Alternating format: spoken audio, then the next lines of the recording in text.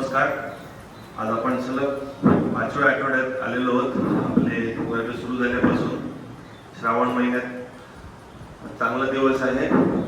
तर आपण बघूया अथर्वशीर्ष. तर आपण अथर्वशीर्ष सुरुवात केली होती गेल्या वेळेला गणपती अथर्वशीर्ष. गणपती म्हणजे दिशांचा पती, गण म्हणजे 8 गोष्टींचा समूह, 8 दिशा. तर त्या 8 दिशांचा पती स्वामी दिक्पाल म्हणून तो गणपती. त्यामुळे गणपतीची प्रार्थना ही कुठल्याही मंगल कार्याच्या, कुठल्याही चांगल्या कामाच्या शुभारंभाच्या प्रसंगी केली जाते. कारण तेव्हा दिशा मोकळ्या केल्या जातात. मग तुम्ही इष्ट देवतांना आवाहन करून त्यांचं तुम्ही स्तवन करता. जसं आपण जेव्हा कार्यक्रम सुरू करतो, प्रार्थना म्हणतो, तेव्हा सगळ्यात पहिले आपण वक्रतुंड म्हणतो, गणपतीचं स्तवन करतो. ज्ञानेश्वरीमध्ये, दासबोधामध्ये सगळीकडे पहिले गणेश स्तवन येतं. कुठल्याही शाळेच्या कार्यक्रमाला पहिले गणेश स्तवन येतं आणि मग आपण शेवटी सरस्वतीची प्रार्थना करून या अभ्यासाला सुरुवात करतो.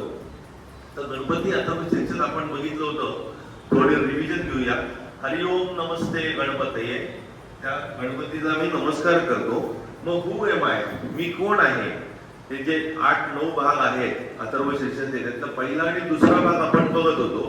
तर पहिल्या याच्यात हू एम आय, त्वमेव प्रत्यक्षम तत्वमसि, तूच तो तत्व आहे. शिवोहम शिवोहम, दाऊ 8 डाय.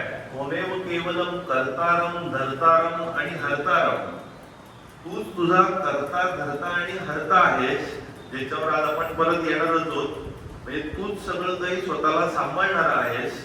त्वमेव सर्वम कल्पितम ब्रह्मासी, तूच खरोखरीच ब्रह्म आहेस. त्वम साक्षात आत्मासी नित्यम, नित्यम म्हणजे नित्य असणारा आत्मा तू आहेस. ही तुझी खरी आयडेंटिटी आहे. अनित्य शरीर मन बुद्धी किंवा अॅक्युम्युलेशन तू नाहीयेस. ऋतम वचमी सत्यम वचमी, या मी एथिकल प्रिन्सिपल सांगतोय आणि खऱ्या गोष्टी सांगतोय. तेव्हा तू माझं रक्षण कर. बोलणाऱ्यापासून कशा करता, जे तुम्ही बोलताय त्याचं रक्षण कर. अववक्तारम, बोलणाऱ्याचं बोलण्यापासून रक्षण करणं. तर कोण काय बोलतंय, कसं बोलतंय, त्याच्यावर आपण गेल्या वेळेस सविस्तरपणे बघितलेलं होतं. तर तिथून आपण सूत्र पकडून पुढे आज जातोय. तर सुरुवात केली बोलणाऱ्याचं. तर talk low, talk slow. Fast बोललात तर बरेच जण मिस होतात, कुठल्या विचारात असतील तर ते हरवून जातं. त्यामुळे टॉक लो टॉक स्लो. सद्गुरू जे दिशा फाउंडेशनचे, त्यांनी एक गोष्ट चांगल्या पद्धतीने सांगितली आहे की जाणीवपूर्वकपणे जर जगायचं असेल तर सगळ्यांनी आजपासून आपण ठरवूया जाणीवपूर्वक जगण्यामध्ये अववक्तारम. जे आपल्याला बोलायचंय ते अर्ध्या शब्दात आपण बोलूया. 10 वाक्यात एखादी गोष्ट सांगायची असेल तर ती 5 वाक्यात बोलायला शिकूया. जेव्हा 10 वाक्याची 5 वाक्य करायची आहे तेव्हा तुमच्यात जाणीवपूर्वकता निर्माण होते, माइंडफुलनेस येतो आणि तुम्ही शब्द जपून वापरायला लागता, काळजीपूर्वकपणे वापरायला लागता आणि विचार करून वापरायला लागता. ते आता मी सांगतोय, दिवसातून 5 वेळा तुम्हाला विसरायला होईल. कदाचित उद्या आठवड्यात सकाळी आपण ठरवलं होतं आणि नंतर जे काय आपण बोलत सुटलो डोक्यातूनच गेलं की जाणीवपूर्वकपणे बोलायचंय. म्हणजे घरच्यांशी घरी तर प्रॅक्टिस होईल, मग बाहेरच्यांशी ज्या कोणाशी बोलाल तेव्हा डायरेक्ट मनाला आलं, उचलली जीभ लावली टाळ्याला, असं करू नका. तर पहिले ठरवा काय बोलायचंय, कसं कमीत कमी शब्दात योग्य ते बोलता येईल अशा पद्धतीने आपल्याला बोलायचंय.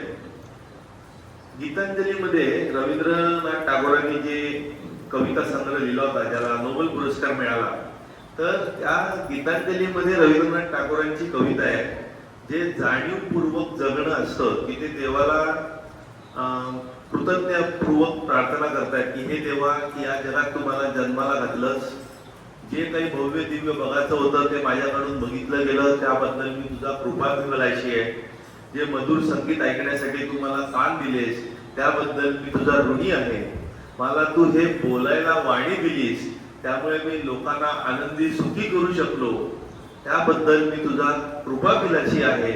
आणि असं सगळं सांगत सांगत शेवटचं वाक्य ते म्हणतात की आता तुला एकट्यात येऊन भेटण्याची वेळ झाली आहे का, म्हणजे माझं आता वेळ संपत आली तर कधी आता तुला भेटू, मी कृतज्ञ आहे या सगळ्या आयुष्याबद्दल. पण त्यांनी तसं ते आयुष्य काढलं तेव्हा ते कविता तशी करू शकले. तर आपण तसं आयुष्य जगण्याचा प्रयत्न करूया.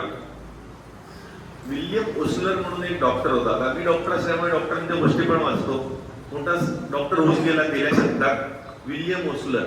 त्याचं फेमस वाक्य होतं, आता इंग्रज असल्यामुळे अमेरिकन असल्यामुळे त्याचं वाक्य असं होतं, listen listen listen to the patient, he is telling you the diagnosis. म्हणजे ऐका ऐका ऐका, 3 वेळा ऐका. पेशंट तुम्हाला स्वतःच्या आजाराचं निदान सांगतोय. आता आपण अववक्तारं नंतर येतोय अवश्रोतारं.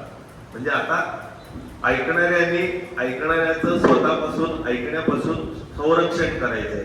मग कसं ऐकायचं, तर विल्यम ओस्लर सांगतो 3 वेळा ऐका. म्हणजे एकदा तुम्ही सुपरफिशियल ऐकलं, एकदा डीप ऐकलं आणि एकदा एम्पॅथिक ऐकलं. हे ऐकण्याचे प्रकार आहेत वेगवेगळे. तर 3 वेळा ऐका, 2 वेळा विचार करा, एकदाच बोला. Listen 3 times, think twice, talk once. 2 वेळा विचार करा म्हणजे नीट सारासार विचार करा आणि एकदाच बोला. बाण आणि शब्द एकदा सुटले की काही परत घेता येत नाही आणि बाणापेक्षा जास्त जखमा शब्दच करतात. त्यामुळे एकदाच बोला पण नीट बोला. आता आपण येऊया ऐकण्याचे प्रकार काय. हे ऐकताना तुम्ही समजून घ्या की आपण रोज ऐकतोय, रोजच्या जीवनातली गोष्ट आहे. अथर्व श्रीचंद सांगतायत अवश्रोतारं. पण आपण नीट ऐकण्याचं काम करतोय का. जसं बोलण्याचं शिकायला 1.25 वर्ष लागतं, पण कसं बोलायचं ते शिकायला आयुष्य जातं. तसं ऐकण्याचे प्रकार पण आहेत. हे आपल्याला नीट जाणीवपूर्वकपणे आपण कधी ऐकलं होतं नाही. 3 प्रकार आहेत ऐकण्याचे. एक आहे सुपरफिशियल, एक आहे प्युअर आणि एक आहे एम्पॅक्ट. हे इंग्लिश सेल्फ हेल्प बुक्स म्हणा, फिलॉसॉफिकल बुक्स, याच्यातली सगळी माहिती एकत्र केलेली आहे गेल्या काही वर्षात मी. तर सुपरफिशियल लिसनिंग, वरवरचं ऐकणं, जे आपण बहुतेक वेळा करत असतो. काय असतं सुपरफिशियल ऐकणं. 3च गोष्टी. जो बोलणारा व्यक्ती आहे त्याच्याबद्दल आपलं मत रेडी आहे. हा व्यक्ती असाच आहे, हा आला किंवा ही आली म्हणजे हेच बोलणार, असंच बोलणार. तिच्या मनात ते दुसरं काही व्यक्ती बोलूच शकत नाही. एकदम फिक्स्ड आयडिया, मत पक्क बनवलेलं आहे. दुसरं, ते काय बोलताय त्याच्याबद्दल तुम्ही डिटेलमध्ये तो जो टॉपिक आहे तो समजून घेतच नाही आहात. या विषयावर बोलते का, मला सगळं माहिती त्यातलं, मी सर्वज्ञानी आहे, मला काय वेगळं शिकायचं उरलंच नाहीये. मला त्या टॉपिक बद्दल ऑलरेडी माझं मत नक्की आणि ते मत मी काही बदलणारच नाहीये. आणि तिसरं, ऐकायचं ते ऐकण्यासाठी नाही, तुझं बोलणं कधी संपतंय आणि माझं बोलणं कधी सुरू होत आहे. म्हणजे we listen mostly to reply. नुसतं ऐकून गप्प बसायला जमतच नाही आपल्याला. कोण काही बोललं तर शेवटचं बोलणं आपलंच पाहिजे. कोणी मेसेज केला तर शेवटचा मेसेज व्हॉट्सअप आपलाच पाहिजे. नुसत्या मेसेजला थांबून आपण गमत नाही. शेवटी परत हात जोडा, पुढं पाठवा, काहीतरी तरी टाकाच आपण. तर इथे आपण we listen to reply, we listen with prefixed ideas. आपल्या मनात पूर्वग्रह करून आपण ऐकतो. पूर्वग्रह सोडून प्लेन मनाने आपण ऐकत नाही. लहान मुलं जेव्हा ऐकतात तेव्हा त्यांच्या मनात पूर्वग्रह काही नसतात, ते नुसतं ऐकतात. मोठं जेव्हा होऊ तेवढा आपल्याला बोलायची कुमकुमी फार जास्त येते, त्यामुळे ही गडबड होऊन बसते. सुपरफिशियल लिसनिंग, तर ह्याच्या पुढे समोर कुठलीही व्यक्ती असो, ती पूर्वी काही बोलली असो, पण कधीतरी तर चांगलं बोलू शकते. काहीतरी आपल्याला नवीन शिकायला तर मिळू शकतं. आपल्याकडे सगळं कप भरलेलं आहे, तर दुसऱ्याचं आपण घेणार काय जर आपण फुलच आहोत तर गोष्ट अशी आहे. दुसरं, प्युअर लिसनिंग. आता प्युअर लिसनिंग जे आहे, एक उदाहरण दिलं की तुम्हाला लगेच कळेल. पूर्वी प्रतिभा रविवारी मुलाखत व्हायची, तेव्हा सुहास खाडीलकर मुलाखत घ्यायचे. ते जे मुलाखत घ्यायचे ते प्युअर लिसनिंगचा प्रकार होता. दुसऱ्याचं ऐकताना स्वतःचं स्वत्व, इगो पूर्ण बाजूला काढायचा आपल्या अहंकाराला लेट गो करायचं, समोरच्याचं पूर्ण लक्ष देऊन ऐकायचं, जसं काही समोरचा शेवटचं बोलतोय. काय सांगावं, कधी आपलं शेवटचं बोलणं असू शकतं किंवा कधी त्याचंही शेवटचं बोलणं ऐकून असू शकतं. आपण नीट ऐकलंच नाही, ते प्युअरली ऐकलं नाही, तर आपल्याला पश्चाताप होण्याशिवाय तर काही राहणार नाही. तर प्युअर लिस्निंग म्हणजे काय, समोरच्याला पूर्णपणे मान देऊन ऐकणं, त्याचं फुल अटेन्शन, म्हणजे तुम्ही बसलाय त्याचं ऐकायला तर पुढे झुकून अदबीनी त्याच्या डोळ्यात प्रेमाने बघून, असं रोखून बघून नाही, रागाने बघून नाही, नीट शांत नजरेने ऐकणं आणि समोरचा जे बोलतोय ते पूर्ण त्याला बोलणं कंप्लीट करू दे. आपण बऱ्याच वेळेला त्याचं वाक्य अर्ध तोडतो, त्याचा विचार पूर्ण करतो. मग बऱ्याच वेळेला समोरच्याला बोला, अरे थांब माझं पूर्ण तरी ऐकून घे. पण हे बोलायची वेळ काय येते, आपल्याला काही झाली आहे रिप्लाय करायची, तर आपण शांतपणे ऐकून घ्या, पूर्ण ऐकून घ्या. कम्युनिकेशन बरोबर नसल्यामुळे जगात बहुतेक सगळे प्रॉब्लेम होतात. तर त्याला पूर्ण बोलू दे, नीट शांतपणे ऐकून घेऊ दे. जेव्हा तुम्ही समोरच्याला त्याचा विचार वाक्य पूर्ण करायला देताय तेव्हा तुम्हाला नीट समजून येतं की समोरच्याला नक्की काय बोलायचंय. जेन्युइनली समोरच्यामध्ये इंटरेस्टेड व्हा, रस घ्या की त्याला काय बोलायचंय, तर त्याला बोलायला उत्साह होईल. समोरच्याचं नीट ऐकण्यासाठी पहिले तुमच्या मनाचं धावणं बंद झालं पाहिजे. तुम्ही जोर जोरात जर धावताय तर तुमच्या पावलांचे आवाज एवढे आहेत की समोरच्याचं तुम्हाला ऐकूच येणार नाही. हे जे हुशार लोक, साधू संत जे समोरच्याचं ऐकतात आणि सांगतात की तुझ्या मनात हे चाललंय, बहुतेक वेळेला त्यांच्या मनातले विचार पूर्ण थांबलेले असतात. कुठेही स्वार्थी बुद्धीने ते ऐकत नसतात. निस्वार्थी मनाने केवळ समोरच्याचं जेव्हा ऐकून घेतात तेव्हा समोरच्याच्या मनात काय चाललंय सहजपणे त्यांच्या नजरेस येतं. उलट समोरचा म्हणतो, तुम्हाला कसं कळलं, कारण बाकीचे कोणी ऐकतच नव्हते, तुम्हीच नीट खऱ्या पद्धतीने ऐकताय म्हणून तुम्हाला समजतंय.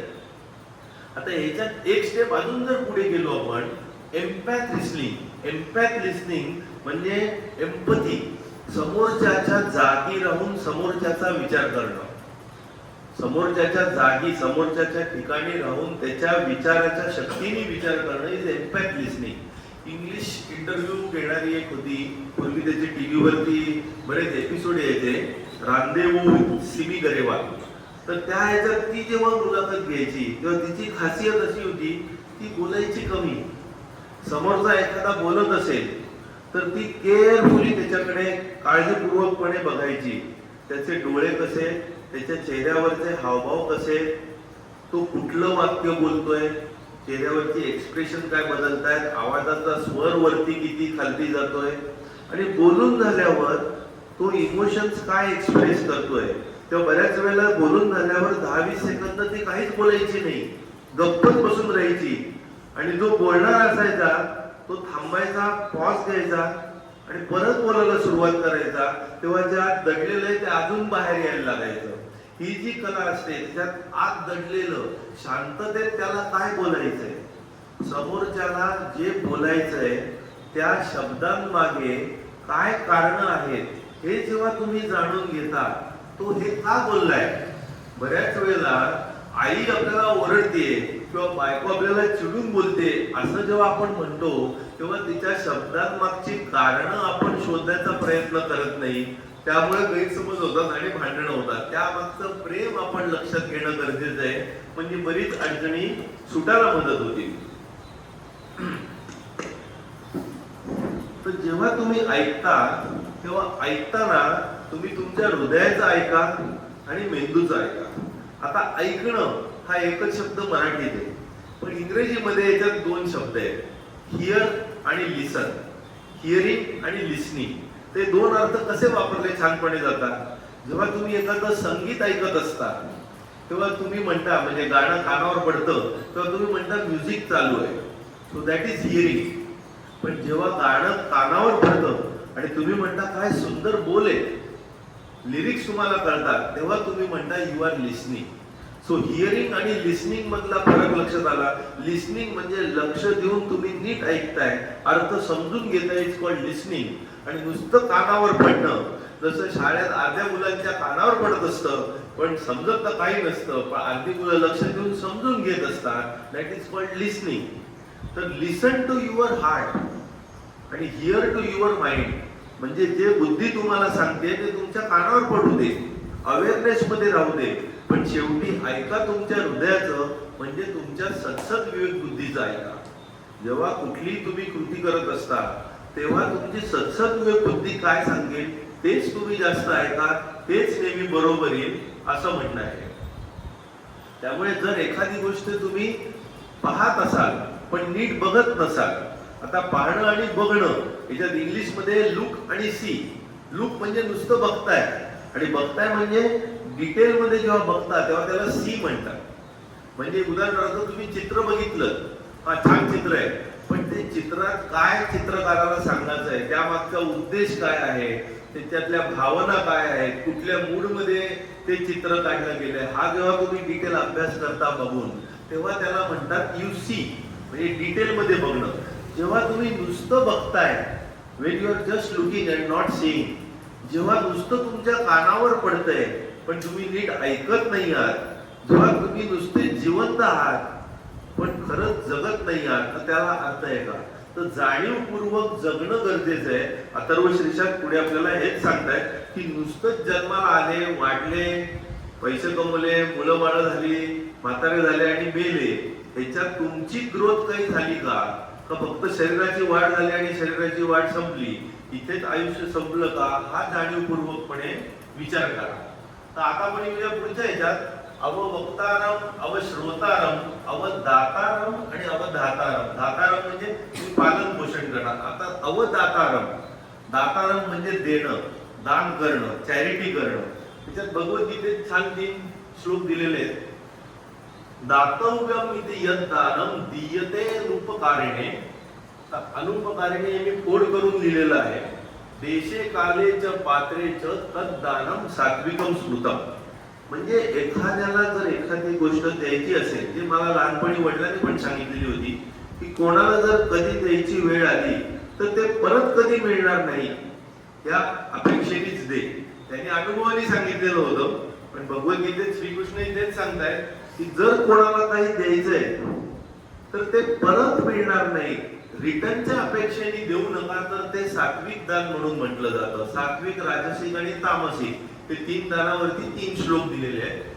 देशे कालेच पात्रेच, योग्य ठिकाणी, योग्य वेळी आणि योग्य व्यक्तीला जे दान तुम्ही देता तेव्हा त्याला सात्विक दान असं म्हणतात. आता ह्याच्यात आपल्याला जरा डिटेल कळत नाही, मग आपण श्रीकृष्णाकडून ज्ञानेश्वरांकडे वळूया.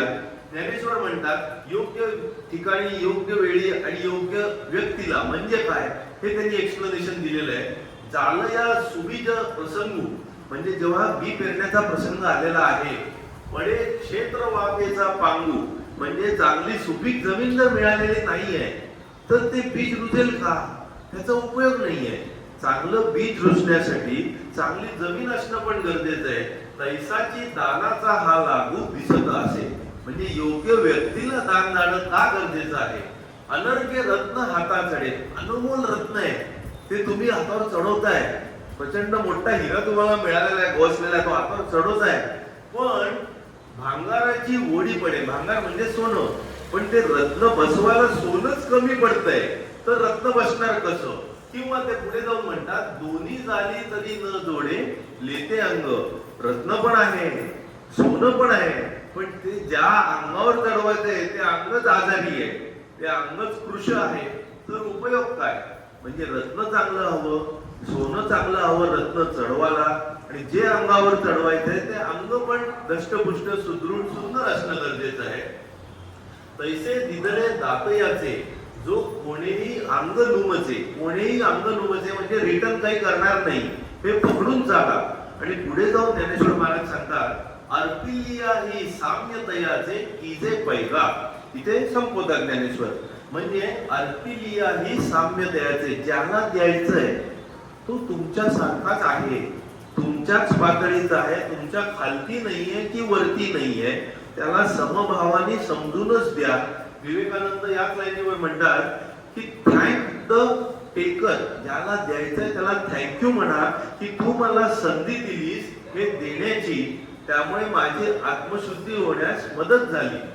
काही भाषेत म्हणतात अखिराह, जे उर्दू भाषेत शब्द आहे अखिराह, म्हणजे मेल्यानंतर तुम्हाला पुढे उपयोगाला पडावं, तर तुमची तुम्ही अखिराह बनवताय दुसऱ्याला गोष्टी देऊन. दुसऱ्याला देताना त्याच्यात आणि स्वतःच्यात फरक करू नका. ही गोष्ट तुम्हाला तर माहितीच असणार. जेव्हा जेवायला बसले होते तेव्हा एक कुत्रा येतो आणि नामदेव महाराजांनी तिथून पोळी घेऊन जातो.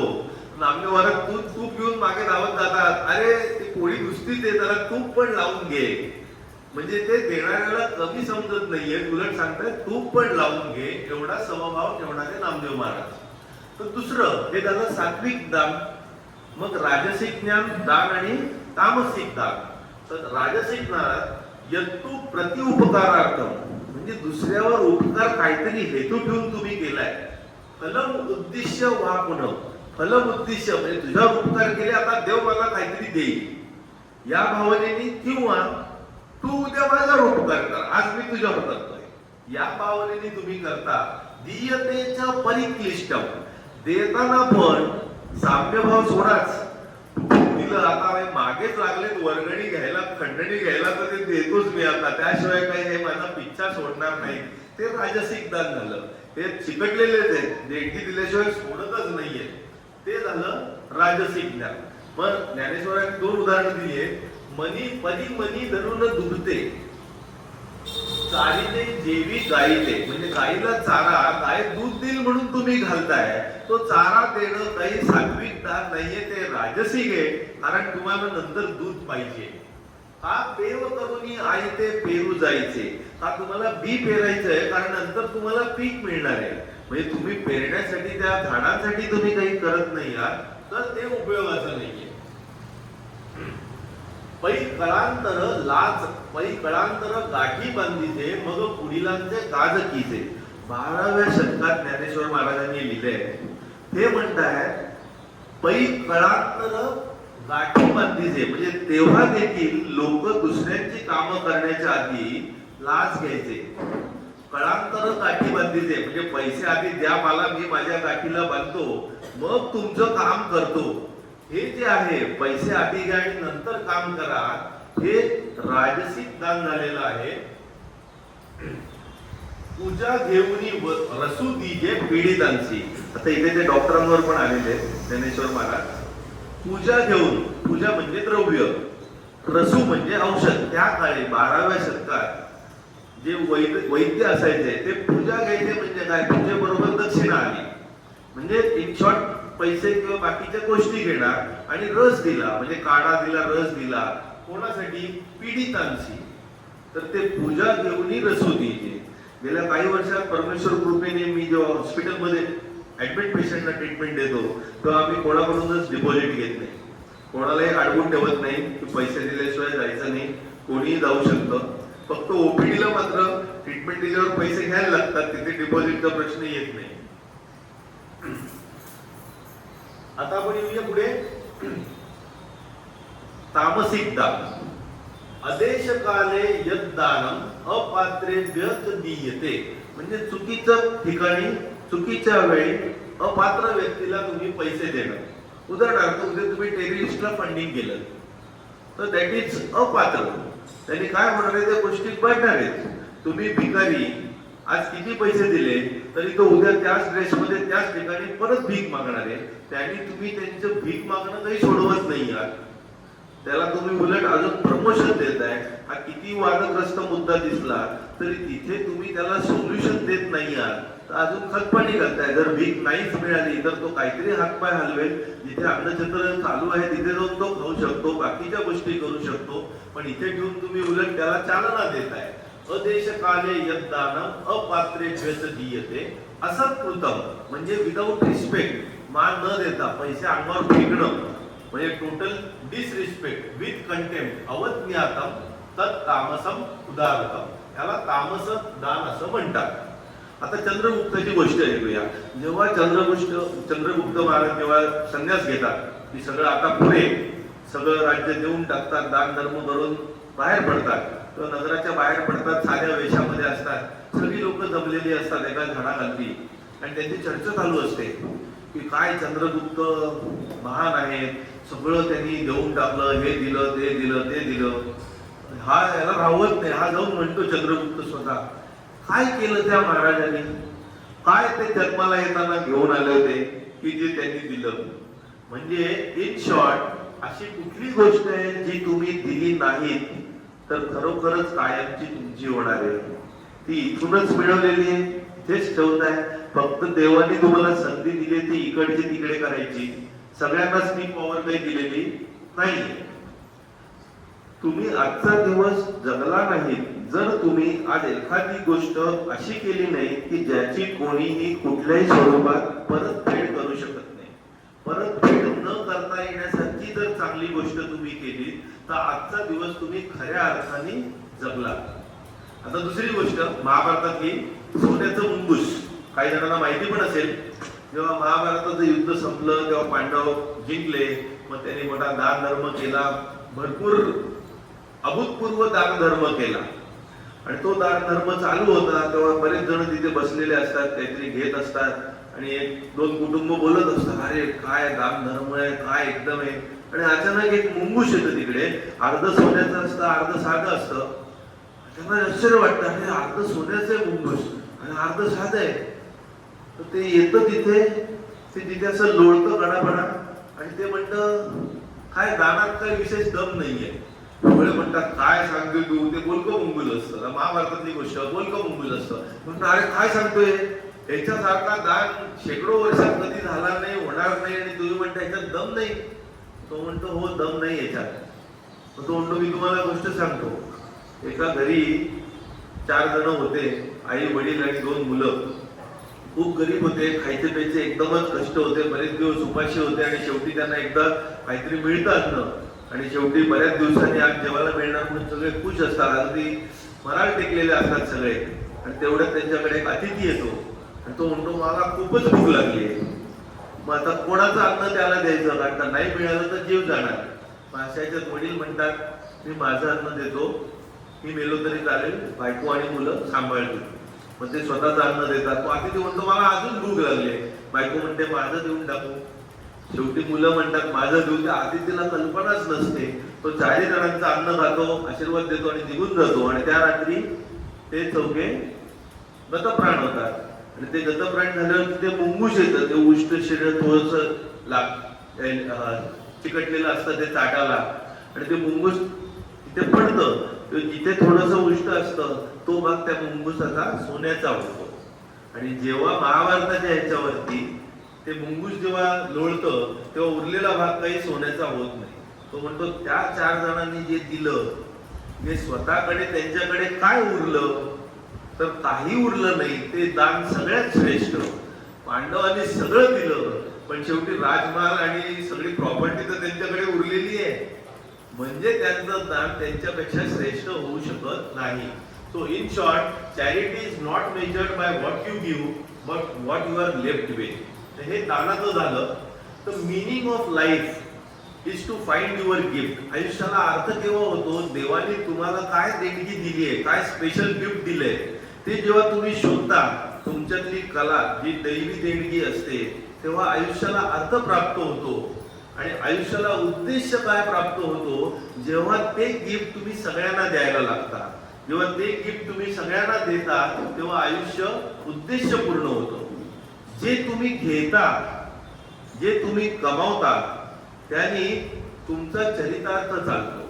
You make a living by what you take, but you make a life by what you give. आयुष्याला तुम्ही अर्थपूर्ण बनवता जेव्हा तुम्ही ते इतरांना द्यायला लागता, तेव्हा आयुष्य अर्थपूर्ण बनतं. आयुष्यात एकच इक्वेशन आहे जे आयुष्यातली सगळी कोडी सोडवतो, आणि ते इक्वेशन म्हणजे दुसऱ्याला देण्याचं इक्वेशन आहे. आता तुम्हाला मिळालेलं गिफ्ट, याच्यात जॅपनीज भाषेत एक छान कन्सेप्ट आहे, त्याला म्हणतात इकिगाई. तर या इकिगाई मध्ये 4 सर्कल आहेत.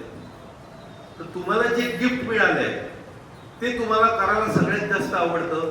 So what you love most, तुम्हाला सगळ्यात जास्त जी गोष्ट आवडते. दुसरं सर्कल आहे तुम्ही सगळ्यात एक्सपर्ट ज्या गोष्टीत आहात. तिसरी गोष्ट आहे ज्याचा जगाला उपयोग आहे.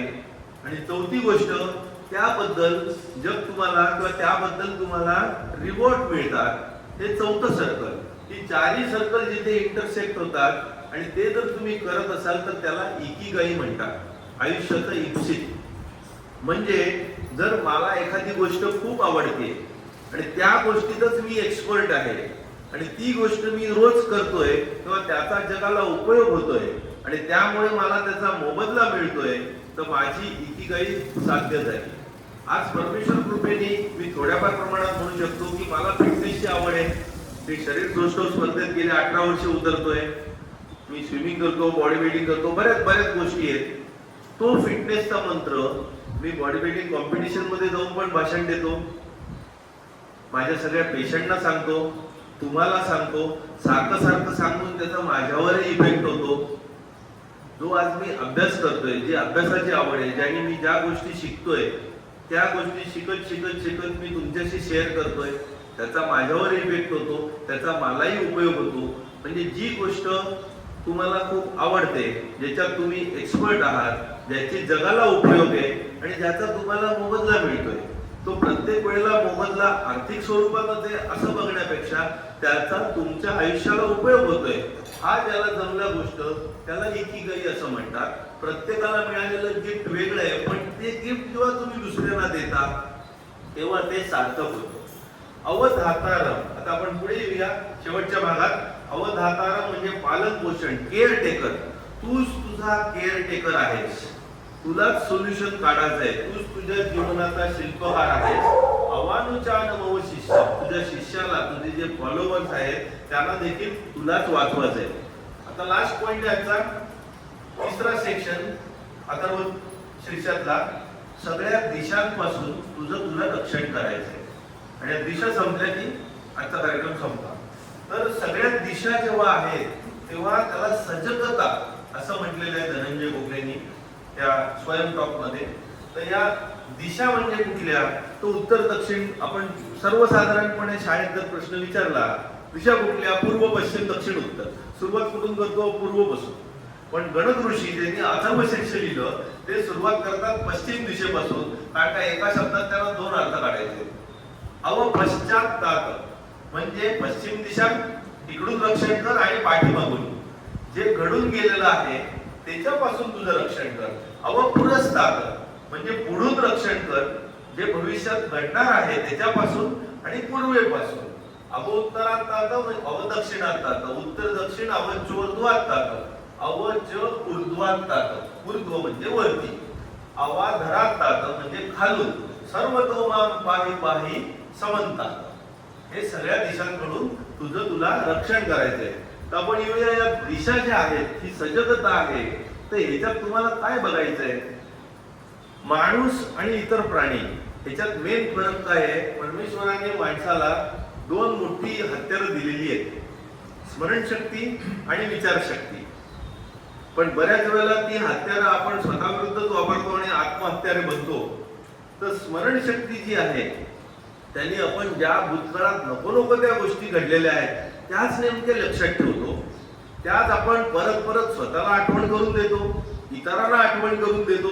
आणि बघा कसं वाईटच घडलं, बघा कसा माझाच बळीचा बकरा झाला, किंवा बघा कसा मलाच सगळे प्रॉब्लेम देवाने दिलेले आहेत आणि सारखं घोळत त्याच्यातच आपण जगत असतो. त्या दुःखातच जगण्यात आपल्याला आनंद असतो. विचारशक्ती, उद्या काहीतरी वाईटच होईल, उद्या काहीतरी चुकीचंच घडेल. सकारात्मक विचारशक्ती आपण हरवून बसतो तेव्हा आपण आत्महत्यारेच बनतो. मग ही स्मरणशक्ती, विचारशक्ती सकारात्मक कशी लावावी हेच फक्त हे डिस्कशन आहे, वेगवेगळ्या पुस्तकातून एकत्र घेतलेलं. तर स्मरणशक्ती जेव्हा भूतकाळात घडलेल्या घटना एक तर चांगल्या आहेत किंवा नकारात्मक आहेत. जर सकारात्मक घटना घडलेल्या आहेत तर त्या लक्षात ठेवा. काय केल्यामुळे तुम्हाला यश प्राप्त झालं, काय केल्यामुळे चांगल्या गोष्टी झाल्या, त्या रिपीट करा. ते रिपीट केल्यावर तुम्हाला परत रिपीट चांगल्या गोष्टी मिळतील. जर नकारात्मक गोष्टी घडलेल्या आहेत तर त्याच्यापासून शिका, सुधारा आणि पुढे चला. त्या नकारात्मक चुका ज्या घडलेल्या आहेत त्या परत होऊन देऊ नका आणि पुढे चला. ज्या भूतकाळात घडून गेलेल्या आहेत गोष्टी त्या जेव्हा तुम्हाला आठवतील तेव्हा दुःखद आठवण करण्यापेक्षा ती शिकवण मिळाली अशा पद्धतीने आठवा आणि पहिले स्वतःला माफ करा की तुम्ही मुद्दामून ती चूक केली नव्हती, तर त्या काळी तुमचं ज्ञान तेवढंच होतं म्हणून तुमच्याकडून तसं घडलं. आज तुम्ही पुढे आल्यावर तुमच्या ज्ञानात भर पडली, तुम्ही खालती होते ते वरती आलाय, त्यामुळे तुम्हाला दूरचं अजून दिसायला लागलेलं आहे. तर रोजचं शिकणं सोडू नका आणि त्या चुका नेहमी शिकण्याच्या दृष्टिकोनातून आठवा, ना की पश्चात्तापाच्या दृष्टिकोनातून. ज्या भूतकाळात घडून गेल्यात गोष्टी आणि तुमच्या समोर अडचण आली आहे, तर कालची घाण आहे किंवा कालचा काय तो गोबर आहे, काय वास येतोय म्हणून रडत बसण्यापेक्षा त्याचं खत म्हणून वापर करा आणि उद्याची चांगली फुलबाग फुलवा. आता आपण येतोय हे जेव्हा अडचण होते, जेव्हा तुम्हाला सोडवायचे सगळे प्रॉब्लेम, अव कर्तारम अव धर्तारम, हे आपण इथे बघितलेलंच होतं. त्वमेव केवलम कर्तारम, त्वमेव केवलम धर्तारम, त्वमेव केवलम हर्तारम. इथे म्हणतात अवधातारम, तुझं पालन पोषण तुलाच करायचंय. अवानुचानुमव शिष्यम, तुलाच काय ते तुझ्या सगळ्यांचं संरक्षण करायचंय जे तुझ्या खाली आहे आणि सगळ्या दिशांपासून तुला संरक्षण करायचंय. त्या सगळ्या दिशांपासून संरक्षण करायचंय म्हणजे तुझ्या आयुष्यात जे प्रॉब्लेम्स येणार आहेत, ज्या अडचणी येणार आहेत, त्या अडचणींवर अथर्वशीर्ष सांगतात गणक ऋषी की तुलाच मात करायची आहे. दुसरीकडे कुठे उत्तर त्याचं शोधायचं नाहीये. सोल्युशन तुला तुझ्यातच मिळणार आहे.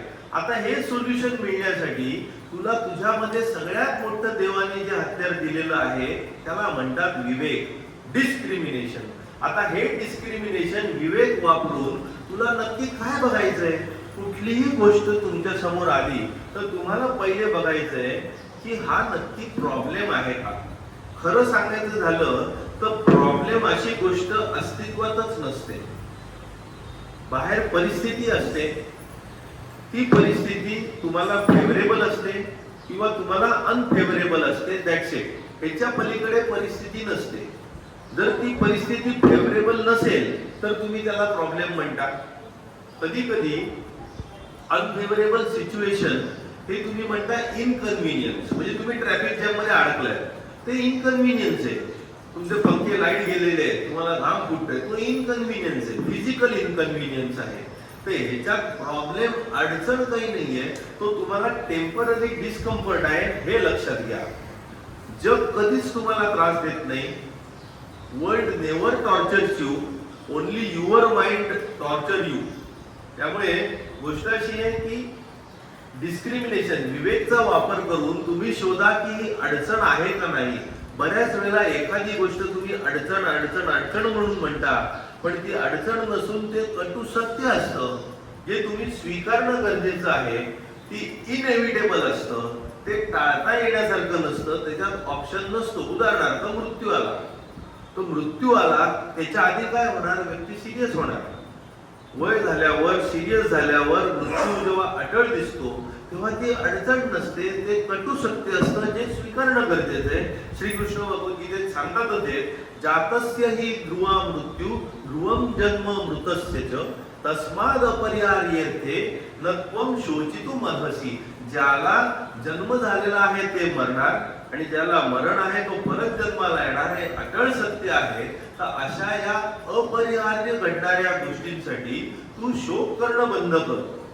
अव्यक्तानि भूतानि व्यक्तमध्यानि भारत अव्यक्त निधनान्येव तत्र का परिवेदना. म्हणजे गोष्ट आहे की जन्माला येण्याच्या आधी किंवा मृत्यूनंतर, अर्जुन म्हणतो मृत्यूनंतर आपण कोण बनतो. श्रीकृष्ण हसून म्हणतो मृत्यूनंतर तुम्ही ते बनता जे तुम्ही जन्माला येण्याच्या आधी असता. म्हणजे आधी तुम्ही अव्यक्त असता, मग व्यक्त होता, मग परत अव्यक्त होता. मग त्याच्यासाठी दुःख वेदना का करून घेताय तुम्ही. हे कटू सत्य आहे, ते ऍक्सेप्ट करा. पान पिकल्यावर जेव्हा गळणार, इव्हन साक्षात्कारी लोकांसाठी ज्ञानेश्वर उदाहरण देतात की फळ पिकलं की ते जगापासून ऑटोमॅटिक डिटॅच व्हायला लागतं. ते देठाला पकडू शकत नाही आणि ते देठ पण फळाला पकडू शकत नाही. एवढं मायेपासून ते विलग व्हायला लागतं. एक्सपेक्टेशन अँड रियालिटी, बऱ्याच वेळेला आपल्या एक्सपेक्टेशन एकदम मोठ्या असतात आणि रियालिटी एकदम वेगळी असते. तिथे आपल्याला दुःख अडचणी फार वाटायला लागतात. एक लांडगा असतो, सकाळी उठतो डोंगरावरती, सूर्योदय जस्ट होत असतो मागून, असा सूर्याचा प्रकाश येत असतो, तो असा दरीत बघतो, मोठी सावली पडलेली असते, तो असा पोटावर हात धरतो, एकदम भूक लागलेली आहे मला, आज हत्ती खायला मिळाला तरी पोट भरणार नाही, कारण का सावली एकदम मोठी दिसत असते.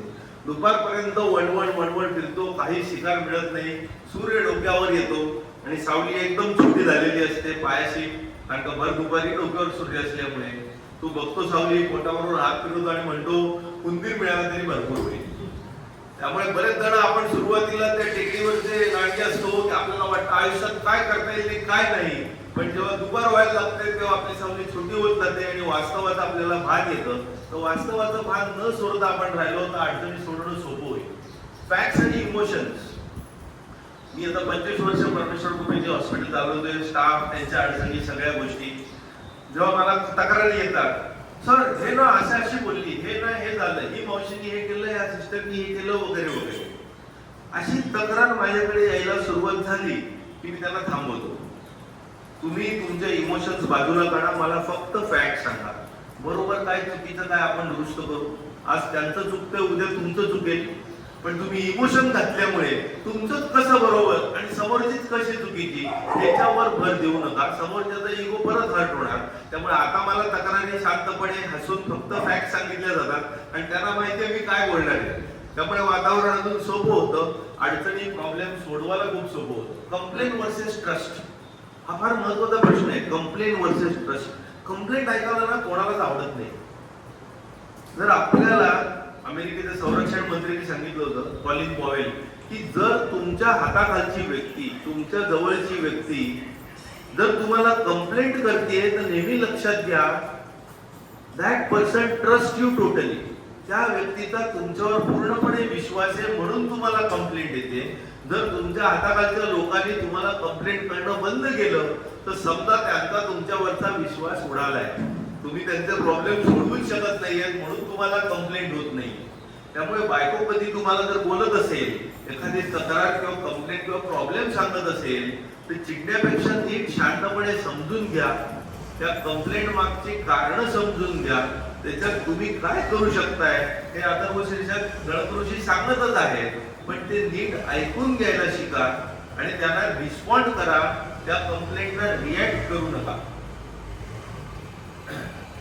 एखादा प्रॉब्लेम जर असेल तर त्याला छोटं सोल्युशन द्यायचं का मोठं सोल्युशन. तर त्याच्यात फॉरेन फिलॉसॉफी म्हणणार, तुम्ही जर $10,000 सोल्युशन दिलं तर ते त्याच लेवलचं असेल, पण $1,00,00,000 सोल्युशन दिलं तर ते त्या लेवलचं असेल. म्हणजे प्रत्येक प्रॉब्लेम खूप मोठा प्रॉब्लेम आहे असं समजूनच जर तुम्ही सोल्युशन दिलं जे परमनंट चिरकाल टिकणार आहे तर त्याच्यातून नवीन प्रॉब्लेम निर्माण होणार नाही. आता सगळ्यात मोठं भगवद्गीतेत सांगतात, बाहेरचे प्रॉब्लेम सोडून द्या, ते सगळे क्षुल्लक प्रॉब्लेम आहे. सगळ्यात मोठा प्रॉब्लेम आपल्या आतच आहे, आपला अहंकार आणि आपली सत्सद विवेक बुद्धी यांच्यामध्ये. जेव्हा अहंकार जिंकतो तेव्हा प्रॉब्लेम वाढतो आणि जेव्हा सत्सद विवेक बुद्धी जिंकते तेव्हा प्रॉब्लेम सुटतो. म्हणून श्रीकृष्ण म्हणतात, उत्तरे आत्मनात्मानं न आत्मानं अवसादये, आत्मैव आत्मनो बंधू आत्मैव रिपुरात्मनः. म्हणजे स्वतःचा आपल्याला उद्धार करायचा आहे, ना की अधोगती. तुमचा अंतरात्मा, सत्सद विवेक बुद्धी हाच तुमचा सगळ्यात मोठा मित्र आहे आणि अहंकार हाच तुमचा सगळ्यात मोठा शत्रू आहे. म्हणजे त्या सत्सद विवेक बुद्धीला मित्र बनवा आणि स्वतःचा उद्धार साधा, असं त्याला तिथे सांगायचंय. तर प्रॉब्लेम जर आला तर आपल्याला तो सोडवायचा आहे. तर तुम्हाला पार्ट ऑफ द प्रॉब्लेम बनायचंय का पार्ट ऑफ द सोल्युशन बनायचंय हे शेवटी आपल्याला ठरवायचंय. अर्धे लोक ओरडणार आग लागली आणि अर्धे लोक पाणी घेऊन धावणार आग विझवायला. आपल्याला आग विझवणारा बनायचंय का आग लागली म्हणून ओरडणारा व्हायचंय ते आपल्याला ठरवायचंय. तर आता प्रॉब्लेम कुठलाही आला तर सोडवायचा कसा. गणकऋषींनी फक्त सूत्र दिले, ती इलॅबोरेशन आपल्यावर सोडलेलं आहे. तर सोडवण्यासाठी 3 स्टेप. एक तर गोष्ट स्वीकारा, म्हणजे ऍक्सेप्ट करा. काय ऍक्सेप्ट करा? प्रत्येक गोष्टीला चॅलेंज करत बसू नका. कधी कधी एखादी गोष्ट बदलण्यासारखी नसते, तो प्रॉब्लेम नाहीये, ते कटू सत्य तुम्हाला स्वीकारणं गरजेचं आहे. जे अमेरिकेत अल्कोहोलिक अनॉनिमस ग्रुप सुरू झाला, दारू सोडण्याचा वर्ग, जे आता सगळ्या मोठ्या जगातल्या शहरात त्यांचे वर्ग चालतात. कल्याणात पण आहे, मलिक्रॉस मध्ये, मोहिंदर सिंग, काबुल सिंग मध्ये आठवड्यातून 2 दिवस ते वर्ग सोडतात. अल्कोहोलिक अनॉनिमस, दारू ज्यांनी सोडलेली आहे, त्यांना सोडायची इच्छा आहे, असे सगळे तिकडे जमतात. त्यांची प्रार्थना असते 3 लाईनीची.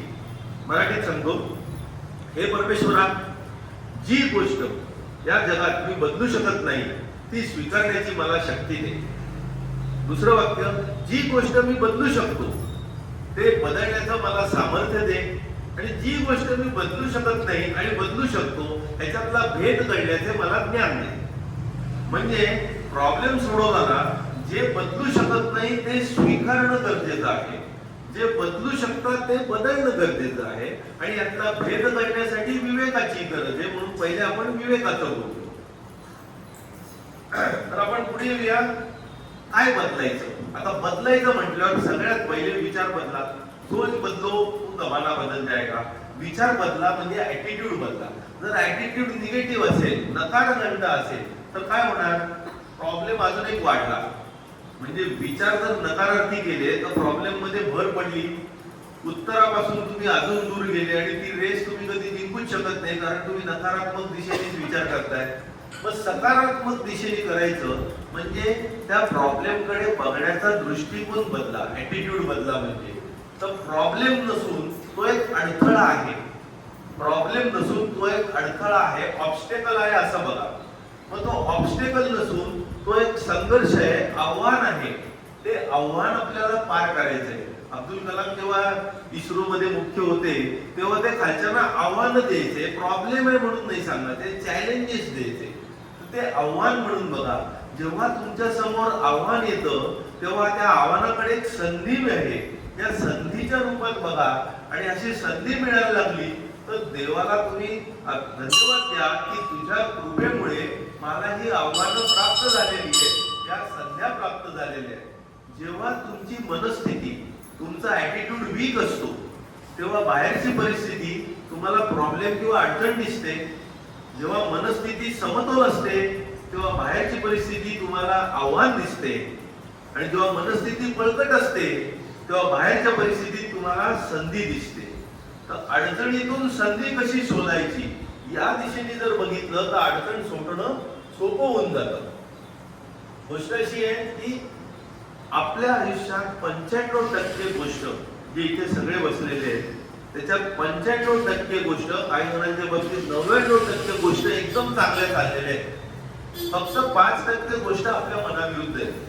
पण आपण गाणं त्याच गोष्टी निघालो. गौर गोपालदासने पुस्तक लिहिलेलं आहे, 2 पुस्तकात त्याच्या एका पुस्तकात त्यांनी गोष्ट दिली. एकदा मी काहीतरी समजा घेत होतो तुळशीचं बीचं, आणि एक तुळशीची बी माझ्या दातात अडकली. पुढचा तासभर मी ती बी जिभेने काढायचा प्रयत्न करत होतो. सारखी माझी जीभ तिकडे जात होती, निघत नव्हती. दुसरं काही मला सुचत नव्हतं, ती बी काढण्याच्याच मागे होतो. शेवटी तासाभरानंतर मी आरशात बघितलं, काहीतरी घेतलं आणि ती बी काढली. माझा जीव शांत झाला. तर आपले प्रॉब्लेम त्या बी सारखे. देवाने जर दात आपल्याला दिलेत 32, पण ठीक आहे, त्यातले शिल्लक आहेत शाबुदे 25-30 चांगले आहेत आता, असं आपण पकडलं 15-20. पण ती बी कुठे आहे, फक्त 2 दाताच्या मध्ये. बी किती, एवढीशी. सगळा वेळ आपली जीभ त्या बीच्याच मागे.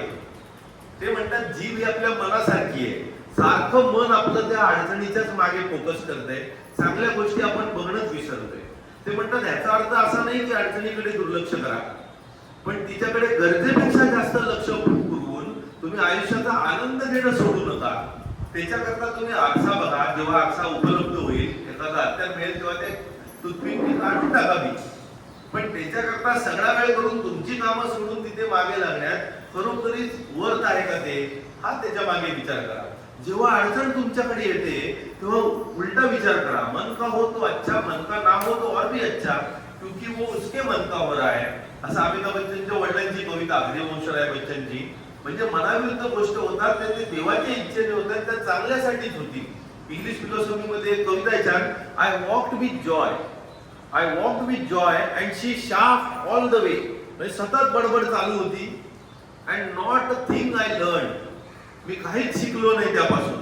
Then I walked with sorrow, मग मी दुःखाबरोबर चालायला लागलो. Then I walked with sorrow, not a word she uttered, ती एकही शब्द बोलली नाही.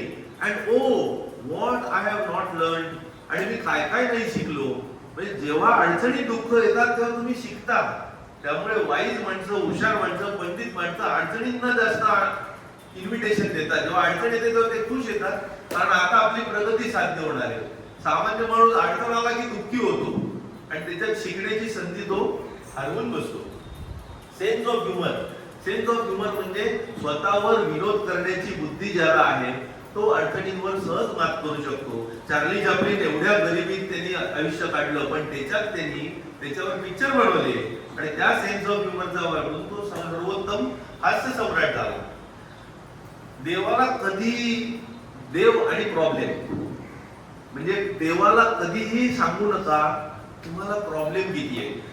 देवळात येणारे जर बऱ्याच जणांच्या मनातला जर रेकॉर्डर लावला, तेव्हा मला हे प्रॉब्लेम आहेत सोडव रे बाबा, उलट करा.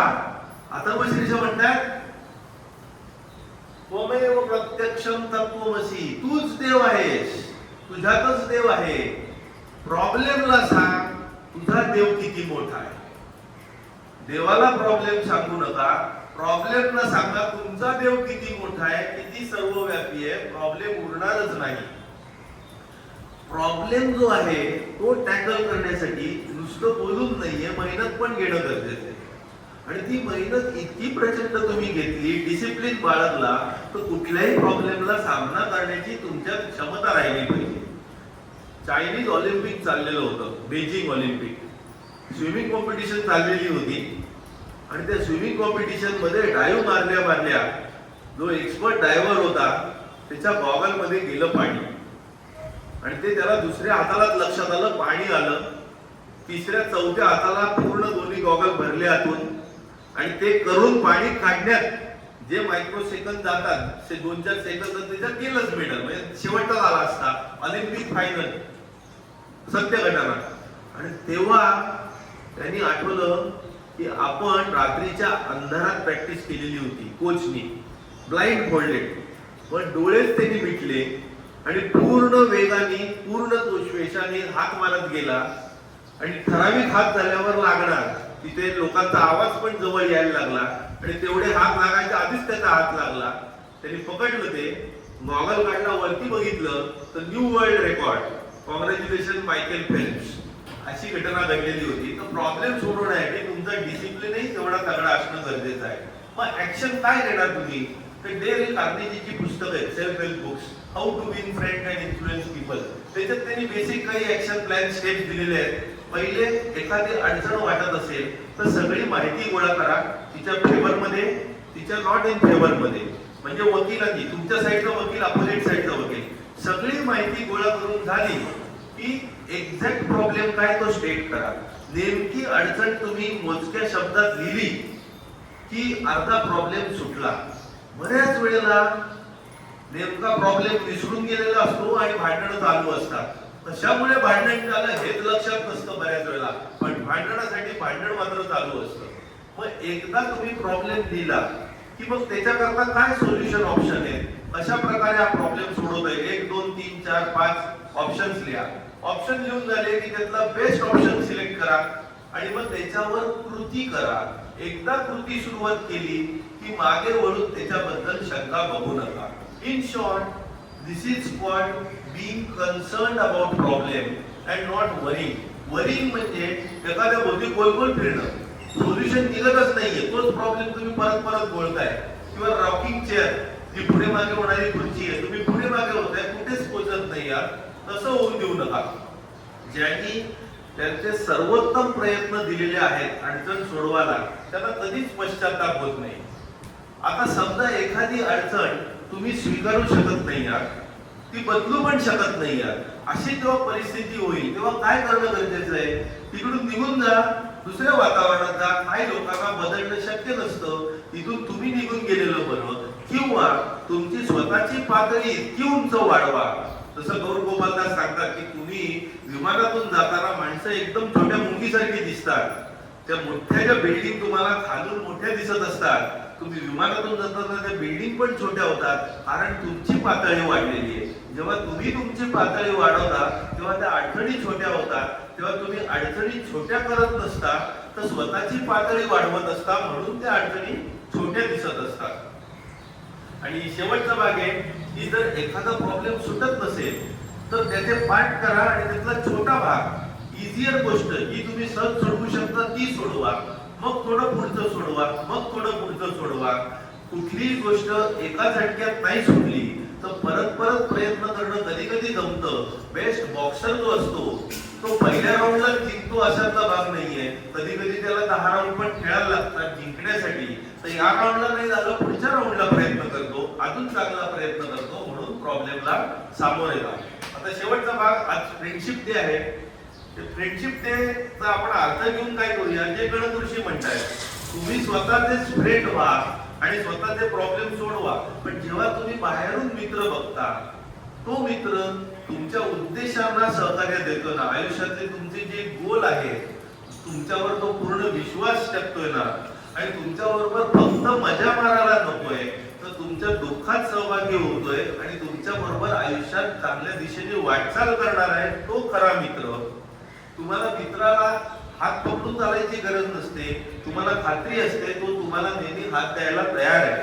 त्यामुळे एक छान वाक्य मला मिळालं, ट्रू फ्रेंड्स 3 गोष्टी असतात किंवा 4 गोष्टी.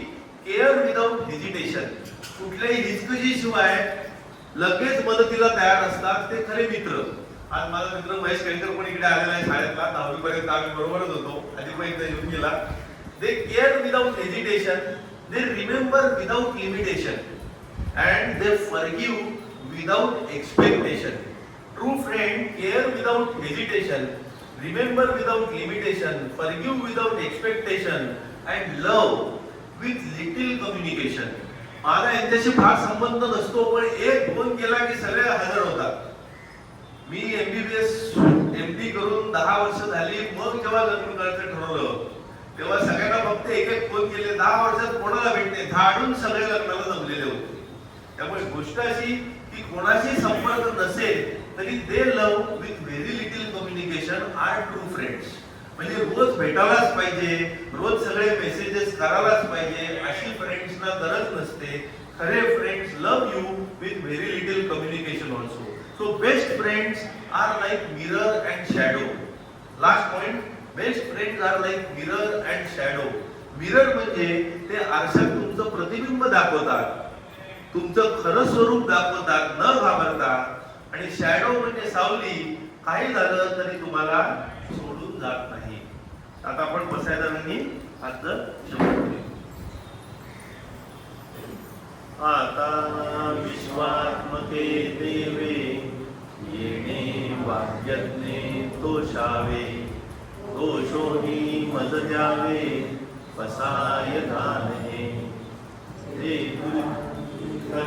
व्यंकटी सांडो तया सत्कर्मी रती वाढो, भूता परस्परा पडो मैत्र जीवाचे. दुरितांचे तिमिर जावो, विश्वस्वदर्भे सूर्ये पाहो, जो जे वांछील तो ते लाहो.